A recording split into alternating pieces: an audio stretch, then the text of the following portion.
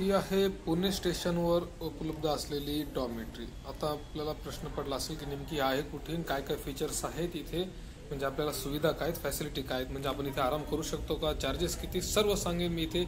चला तर सुरुवात करूयात। नमस्कार, hi, hello, welcome to ask in detail our famous YouTube channel.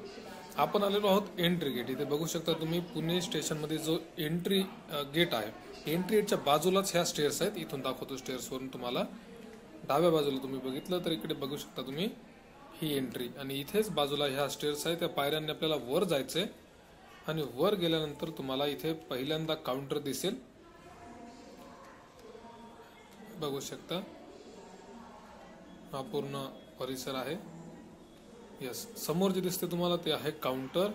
इथे तुम्ही चौकशी करू शकता।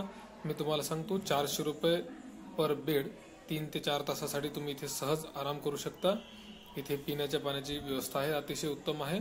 आणि हा समोर डॉर्मेटरी एरिया आहे। जर तुम्हाला सेपरेट रूम पाहिजे असतील तर हे चार्जेस आहेत सेपरेट रूमचे, आणि ते देखील नॉमिनल चार्जेस आहेत, अगदी नगण्य चार्जेस आहेत। तुम्ही इथे सहज स्टे करू शकता। तर हा आता डॉर्मेटरीचा आतला भाग आहे। तुम्ही बघू शकता डबल बेड सिस्टीम आहे, नीट अँड क्लीन आहे, आणि तुम्हाला यासोबत एक ब्लँकेट, पिलो, बेडशीट कव्हर वगैरे अतिशय व्यवस्थित मिळतं, आणि इथे तुम्ही सहज 3 ते 4 तास आराम करू शकता। त्यानंतर सर्वात महत्त्वाचा प्रश्न आहे की इथे टॉयलेट आणि बाथची व्यवस्था कशी आहे। तर तुम्ही बघू शकता अगदी नीट अँड क्लीन आहे एन्व्हायरमेंट इथलं, आणि त्यापेक्षाही महत्त्वाचं म्हणजे बाथसाठी गरम पाण्याची व्यवस्था आहे का, तर हो मित्रांनो, इथे सुंदर व्यवस्था आहे अगदी गरम पाण्याची। लॅट्रिन बघू शकता, स्वच्छ आहे, क्लीन आहे एकदम। आणि बाथ, आपण बाथरूम सुद्धा बघून घेऊयात। या बाथरूम मध्ये इथे बकेट वगैरे दिसत नाही, बाजूच्या बाथरूम मध्ये आहे, इथे चेक करा तुम्ही।